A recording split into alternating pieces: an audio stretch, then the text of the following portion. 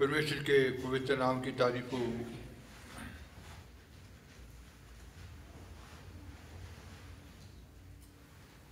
कि हम खुदाबंद खुदा की हुजूरी में हैं। बीते शनिवार में अपने खुदा के कलाम से जो सुना था कि बाबल में से निकलो,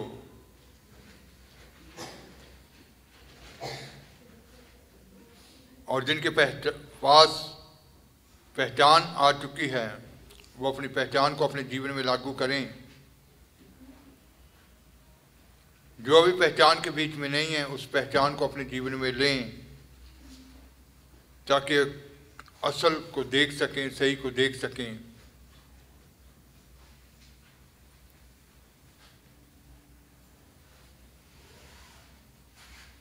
तो बाबल में से क्यों निकलना है, क्या है?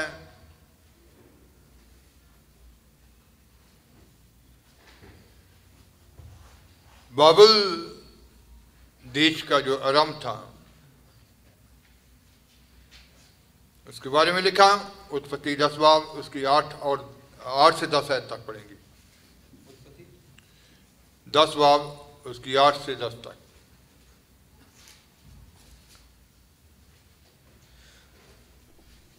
कूश तो निमरोद जम्मिया, वो धरती उत्ते एक सूरबीर होन लगा। वो यहोवा दे अगे एक बलवंत शिकारी सी। इसलिए कहा जाता है कि नमरोद वर्गा यहोवा दे अगे बलवंत शिकारी। उसकी बादशाही का आरंभ बाबल और अरक और अकद और अलने शिनार दे देश विच होया सी। कूश के वंश में निमरोद भी हुआ। पृथ्वी पर पहला वीर वही हुआ है। कूश के वंश में से निमरोद भी हुआ। पृथ्वी पर पहला वीर योद्धा जो था वो निमरोद हुआ। वह यहोवा की दृष्टि में पराक्रमी शिकार खेलने वाला ठहरा। इससे ये कहावत चली है, निमरोद के समान यहोवा की दृष्टि में पराक्रमी शिकार खेलने वाला। उसके राज्य का आरंभ शिनार देश में बेबीलोन, अरेक, अकद और कलने से हुआ। उसके राज्य का आरंभ जो था बेबीलोन से। तो बाबल जो था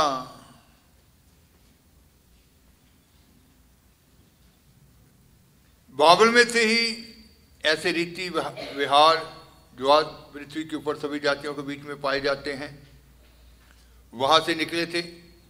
यहाँ तक कि मूर्ति पूजा भी बाबल से निकली थी। तो यहोवा परमेश्वर का विरोध करने वाला सबसे पहला जो राजा था ये निमरोद ही था। तो खुदा ने इनकी भाषा को उल्ट पुलट कर दिया। जैसे उत्पत्ति 11 बाब उसकी 4 से 9 तक जब हम पढ़ते हैं तो वहां लिखा गया, पढ़ेंगे उत्पत्ति 11 बाब उसकी 4 से 9। ਤਾਂ ਉਹਨਾਂ ਨੇ आख्या कि आओ असी अपने लिए एक शहर और एक बुर्ज बनाइए जिसकी टीसी आकाश तक होवे और अपने लिए एक नाव कढ़ीए अजिहा ना होवे भाई असी सारी धरती उत्ते खिड़ जाइए।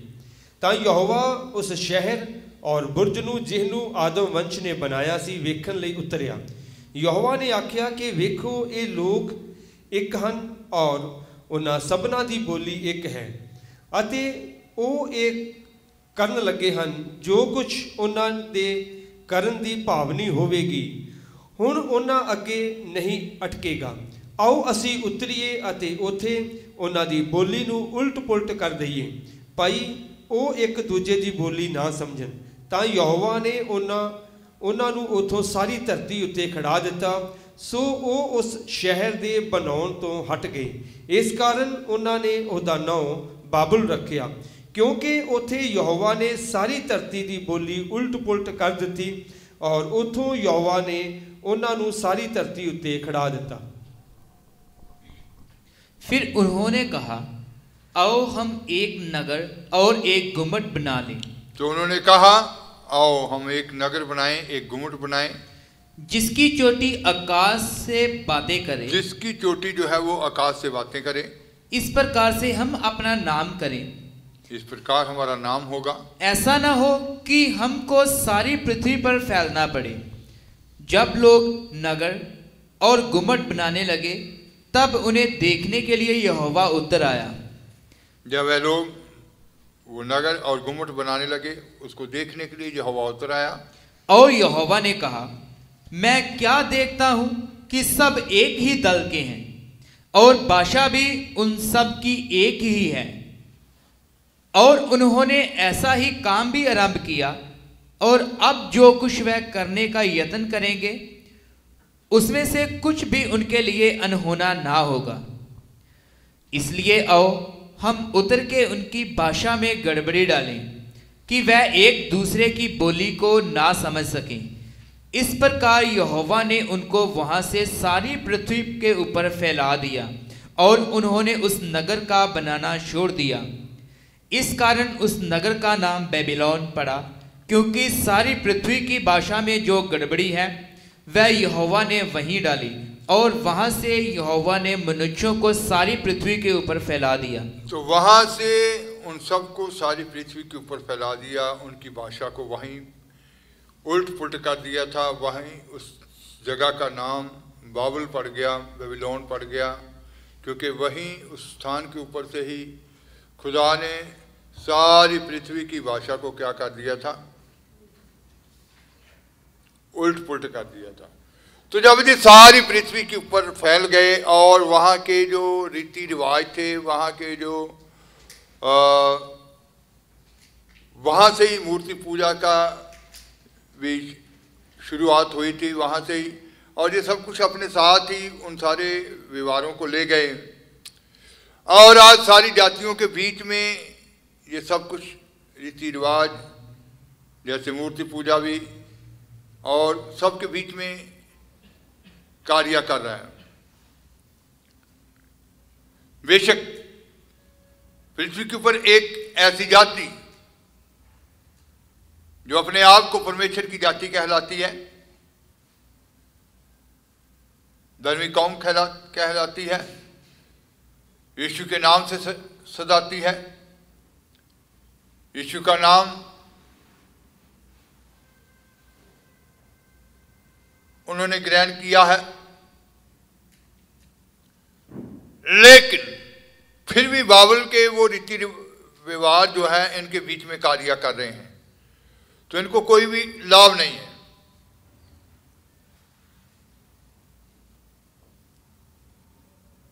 यीशु का नाम बेशक इन्होंने आगे रखा हुआ है,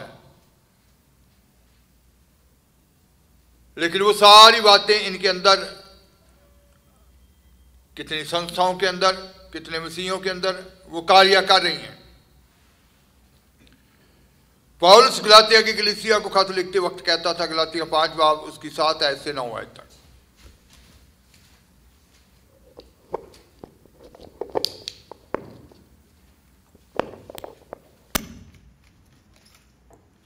ਤੁਸੀਂ ਤਾਂ ਚੰਗੀ ਤਰ੍ਹਾਂ ਦੌੜਦੇ ਸੋ, ਕਿਸੇ ਨੇ ਤੁਹਾਨੂੰ ਢੱਕ ਦਿੱਤਾ, ਭਾਈ ਤੁਸੀਂ ਸੱਚਾਈ ਨੂੰ ਨਾ ਮੰਨੋ। ਇਹ ਖੱਚਰ ਵਿਦਿਆ ਤੁਹਾਡੇ ਸੱਦਣ ਵਾਲੇ ਦੀ ਵੱਲੋਂ ਨਹੀਂ, ਥੋੜਾ ਜਿਹਾ ਖਮੀਰ ਸਾਰੀ ਤੌਣ ਨੂੰ ਖਮੀਰਿਆਂ ਕਰ ਦਿੰਦਾ ਹੈ। 5 की 9, 7 से 9। तुम तो भली भांति दौड़ रहे थे, तुम तो भली भांति दौड़ रहे थे, अब किसने तुम्हें रोक दिया? किसने तुम्हें रोक दिया कि सत्य को ना मानो? तुम पूरी सच्चाई को, पूरी खराई को अपने जीवन में लेकर ना चल पाओ, सत्य को ना मानो। ऐसी सीख तुम्हारे बुलाने वाले की ओर से नहीं, ये जो सीख है तुम्हारे बुलाने वाले की ओर से नहीं। थोड़ा सा खमीर सारे गुंदे हुए आटे को खमीर, थोड़ा सा खमीर सारे गुंदे हुए आटे को क्या कर देता है? खमीरा कर देता है, खमीर कर देता है।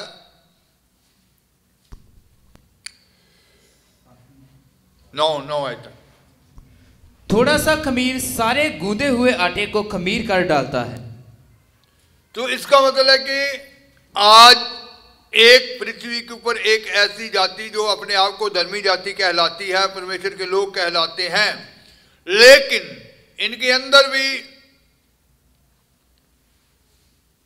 बाबुल के रीति व्यवहार, बहुत सारी ऐसी बातें जो वहां थी इनके जीवनों में भी पाई जाती हैं।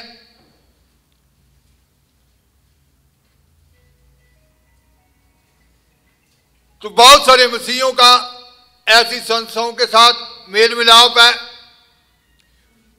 वो मसीह की शिक्षा को भी धारण किए हुए हैं, लेकिन ऐसी संस्थाएं जो उन्हीं रीति व्यवहारों को मूर्ति पूजा के साथ संबंध रखती हैं, उन सबको अपने संस्थाओं को बीच में लेकर चलती हैं। तो पौलुस ने कुरिन्थियों को कहा था, पहला कुरिन्थियों 10:21,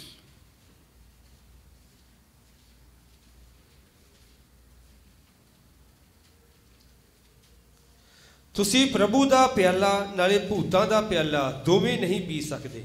ਤੁਸੀਂ ਪ੍ਰਭੂ ਦੀ ਮੇਜ਼ ਨਾਲੇ ਭੂਤਾਂ ਦੀ ਮੇਜ਼ ਦੋਹਾਂ ਦੇ ਸਾਂਝੀ ਨਹੀਂ ਹੋ ਸਕਦੇ।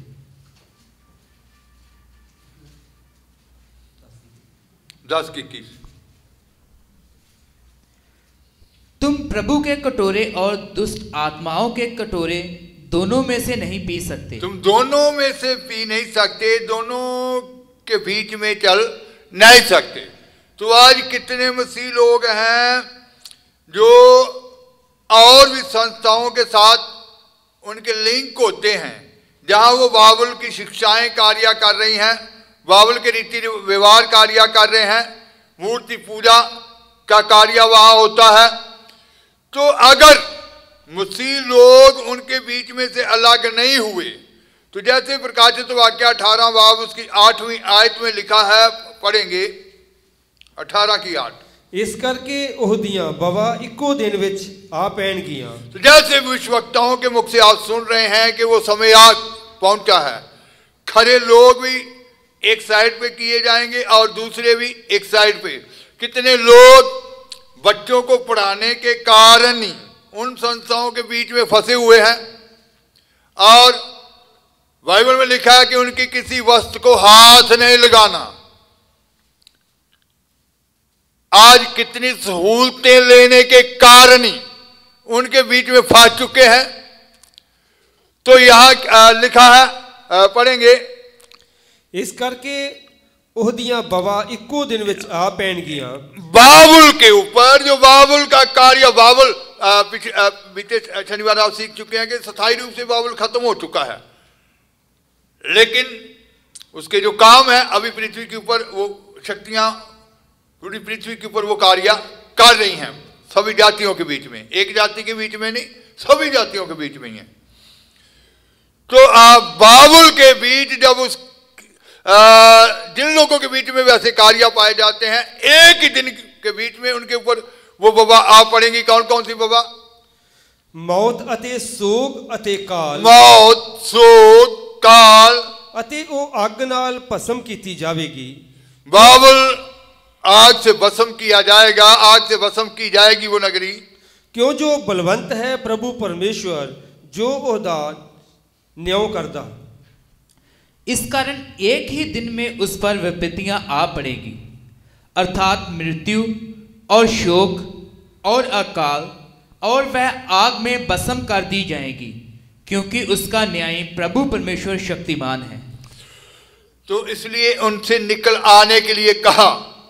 तो जब हम पहला कुरिन्थियों 6 बाब उसकी 17 आयत पढ़ते हैं तो वहां लिखा गया, पढ़ेंगे,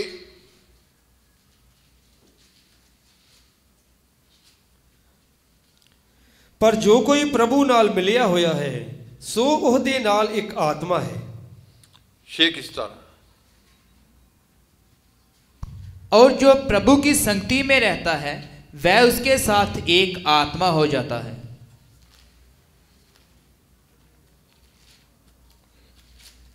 दूसरा कुरिन्थियों 6:17,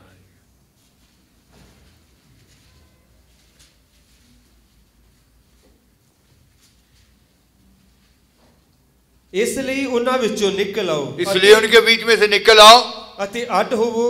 प्रभु आखदा है अते किसी भ्रिष्ट वस्तु नूं हथ ना लाओ, मैं तुहानूं कबूल कर लवांगा। इसलिए प्रभु कहता है उनके बीच में से निकलो और अलग रहो और अशुद्ध वस्तु को मत छुओ। किसी अशुद्ध वस्तु को ना छुओ, उनके बीच में से निकल आओ।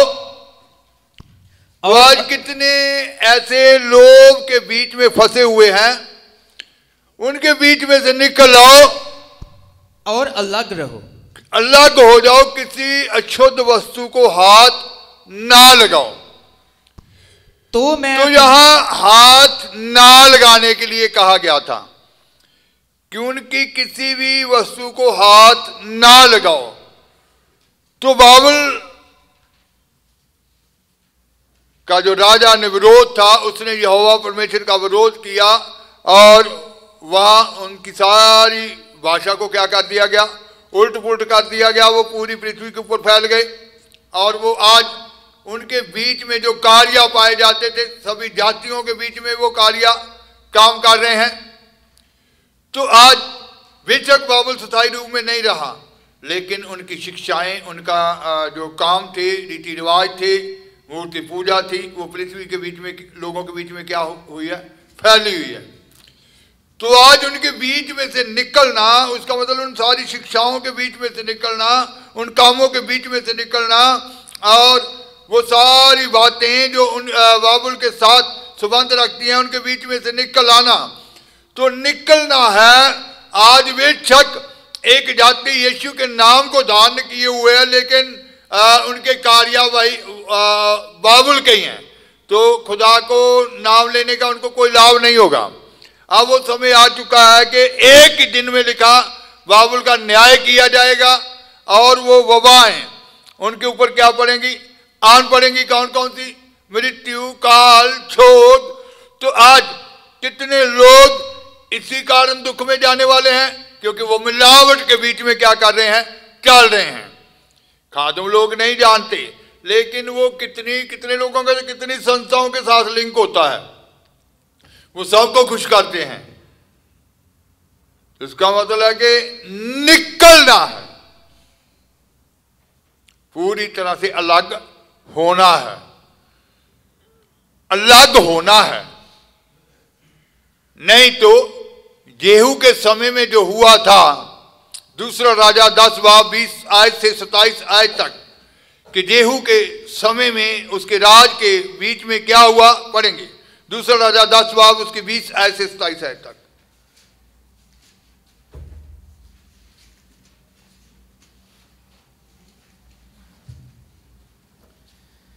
ਅਤੇ ਯੇਹੂ ਨੇ ਆਖਿਆ, ਬੁਆਲ ਦੇ ਲਈ ਤੁਸੀਂ ਇੱਕ ਮਹਾਂ ਸਭਾ ਤਿਆਰ ਕਰੋ। ਸੋ ਉਹਨਾਂ ਨੇ ਹੋਕਾ ਦੇ ਦਿੱਤਾ ਅਤੇ ਯੇਹੂ ਨੇ ਸਾਰੇ ਇਸਰਾਇਲ ਵਿੱਚ ਹਲਕਾਰੇ ਕੱਲੇ ਔਰ ਬੁਆਲ ਦੇ ਸਾਰੇ ਉਪਾਸਕ ਆਏ, ਇੱਥੋਂ ਤਾਈਂ ਕਿ ਇੱਕ ਵੀ ਆਦਮੀ ਨਾ ਰਿਹਾ ਜਿਹੜਾ ਨਾ ਆਇਆ ਹੋਵੇ। ਔਰ ਉਹ ਬੁਆਲ ਦੇ ਮੰਦਰ ਵਿੱਚ ਵੜ ਗਏ ਔਰ ਬੁਆਲ ਦਾ ਮੰਦਰ ਇੱਕ ਪਾਸੇ ਤੋਂ ਦੂਜੇ ਪਾਸੇ ਤਾਈਂ ਭਰ ਗਿਆ। ਤਦ ਉਹਨੂੰ ਜਿਹੜਾ ਤੋਸ਼ੇਖਾਨੇ ਦਾ ਮੁਖਤਿਆਰ ਸੀ ਆਖਿਆ, ਬੁਆਲ ਦਿਆਂ ਸਾਰਿਆਂ ਉਪਾਸਕਾਂ ਲਈ ਬਸਤਰ ਕੱਢ ਲਿਆ।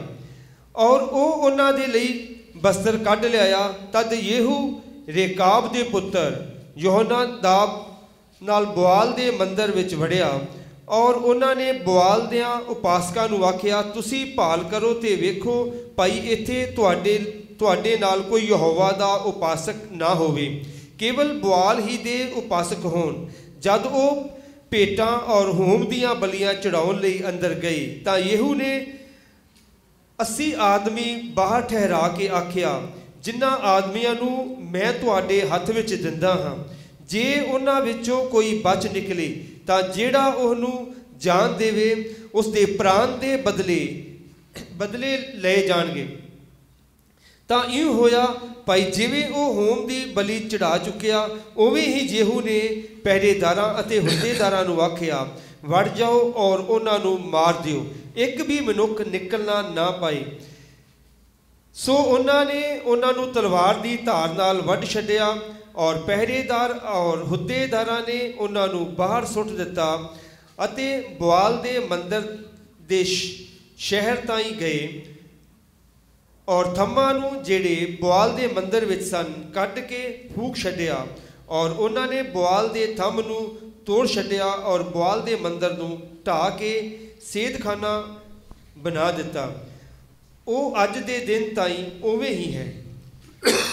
तब येहू ने कहा, बाल की एक पवित्र महासभा का प्रचार करो, और लोगों ने प्रचार किया। येहू ने कहा बाल की एक पवित्र महासभा का क्या किया जाए, प्रचार किया जाए। और लोगों ने प्रचार किया। लोगों ने प्रचार किया। येहू ने सारे इस्राएल में दूत भेजे।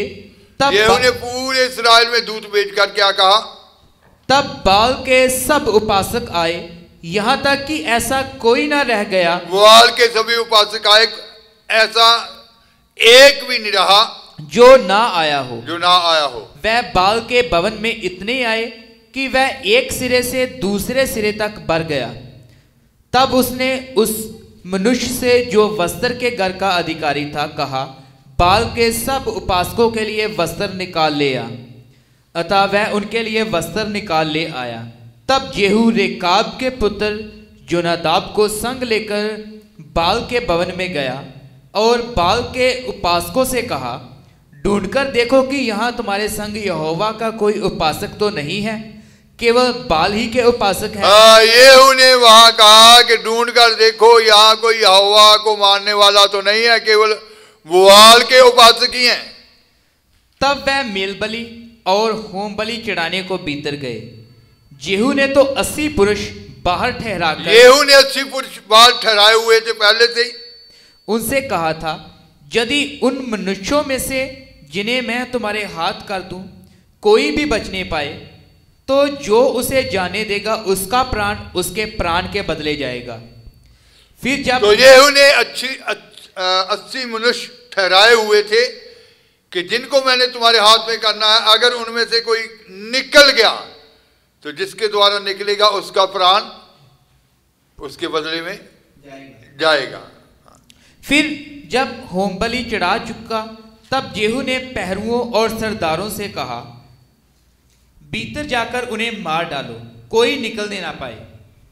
तब उन्होंने उन्हें तलवार से मारा और पहरुए और सरदार उनको बाहर फेंककर बाल के भवन के नगर को गए।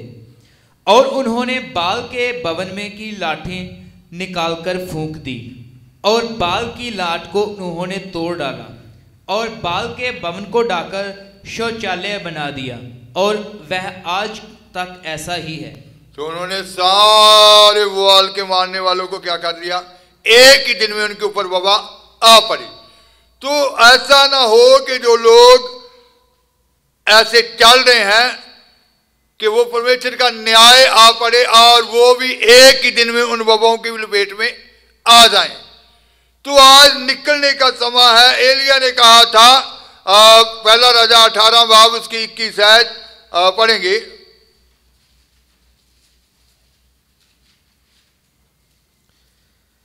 ਤਾਂ ਏਲੀਆ ਸਾਰੇ ਲੋਕਾਂ ਕੋਲ ਆਇਆ ਅਤੇ ਉਹਨਾਂ ਨੂੰ ਆਖਿਆ, ਭਲਾ ਤੁਸੀਂ ਕਦ ਤੀਕ ਦੋ ਖਿਆਲਾਂ ਉੱਤੇ ਲੰਗੜਾ ਕੇ ਚੱਲੋਗੇ? ਜੇ ਯਹੋਵਾ ਪਰਮੇਸ਼ਰ ਹੈ ਤਾਂ ਉਹਦੇ ਮਗਰ ਲੱਗੋ, ਪਰ ਜੇ ਬੁਆਲ ਹੈ ਤਾਂ ਉਹਦੇ ਮਗਰ ਲੱਗੋ। ਤਾਂ ਲੋਕਾਂ ਨੇ ਉਸ ਨੂੰ ਉੱਤਰ ਦਿੱਤਾ, उत्तर विच एक भी ना आखी। और एलिया सब लोगों के पास आकर कहने लगा, तुम कब तक दो विचारों में लटके रहोगे? एलिया सब लोगों के पास आकर कहने लगा, तुम कब तक दो विचारों के बीच में लटके रहोगे? तो आज कितने लोग हैं जो दो विचारों के बीच में क्या है, लटके हुए हैं। आज कितने ऐसे लोग हैं जो दो विचारों के बीच में लटके हुए हैं, दो ख्यालों के बीच में लटके हुए हैं।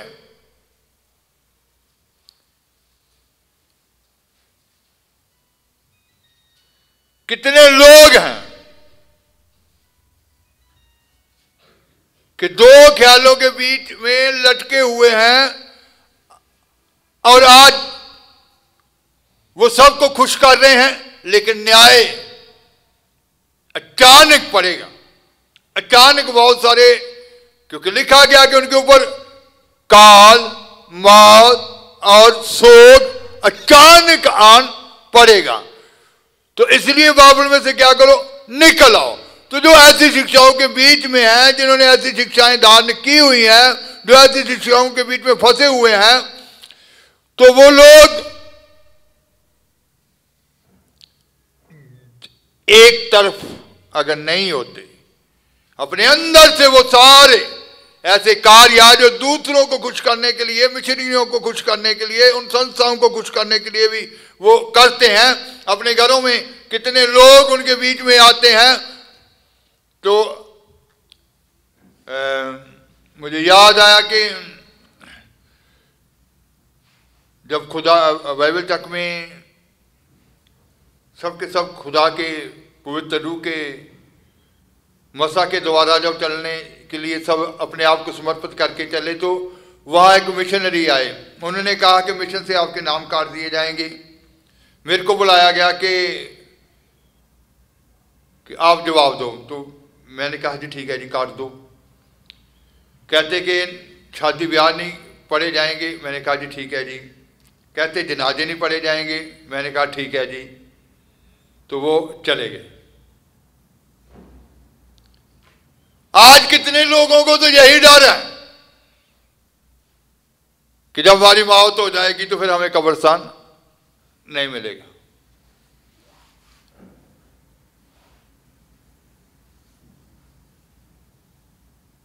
कितने लोग इन्हीं बातों के बीच में फंसे हुए हैं कि हमारा शादी ब्याह कौन पड़ेगा। बस यहां तक कि वो सीमित है।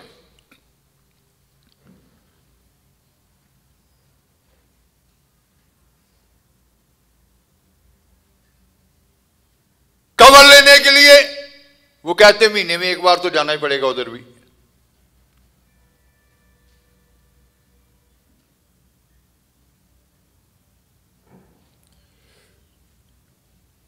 आपको कब्र चाहिए या यीशु चाहिए?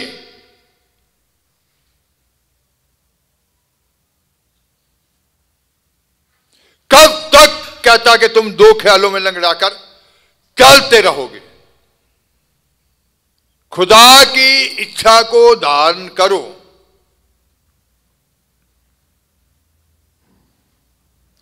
और जो बाइबल के रीति व्यवहार हैं, जो शिक्षाएं हैं, जिनके बीच में तुम लोग फंसे हुए से, अभी वक्त है कि आप उनके बीच में से क्या करो, निकल आओ। एक बार फिर वो क्रंथियां की आयत, पहला क्रंथियां 10 की 21 आयत पढ़ लेंगे।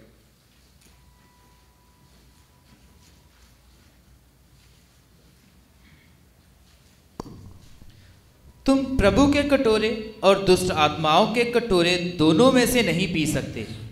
तुम प्रभु की मेज और दुष्ट आत्माओं की मेज दोनों के साझी नहीं हो सकते। प्रभु की मेज और दुष्ट आत्माओं की मेज दोनों के साझी नहीं हो सकते। तो इसका मतलब है कि निकलना है। उनको कहा गया कि उनकी किसी भी भ्रष्ट वस्तु को हाथ ना लगाओ, निकल आओ, बाइबल में से निकल आओ। तो आज उस पहचान को लो कि आपके अंदर कहीं उनकी बातें तो नहीं है, वो खमीर तो नहीं है। क्योंकि लिखा गया कि थोड़ा सा खमीर सारे टाउन को क्या कर देता है, खमीरा कर देता है। अगर थोड़ा सा भी खमीर मिशनरियों का, उन संस्थाओं का आपके बीच में है, जहाँ ऐसी बाइबल के रीति व्यवहारों का है, तो आपके पूरे जीवन को वो क्या कर देंगे, खमीरा कर देंगे। तो आज अपने अंदर से उस खमीर को निकालना है, ऐसी बातों को निकालना है और ऐसी बातों के बीच में से निकलना है। पूरी खराई और सच्चाई के बीच में चलना है। तो खराई को, पूरी सच्चाई को, जो खुदा का आत्मा आपको कहता है, खुदा का कलाम आपको कहता है, उसको अपने जीवन में लो, ताकि आप इन समयों के बीच में उस बल के साथ निकल सकें। आंखें बंद करेंगे दुआ के बीच में।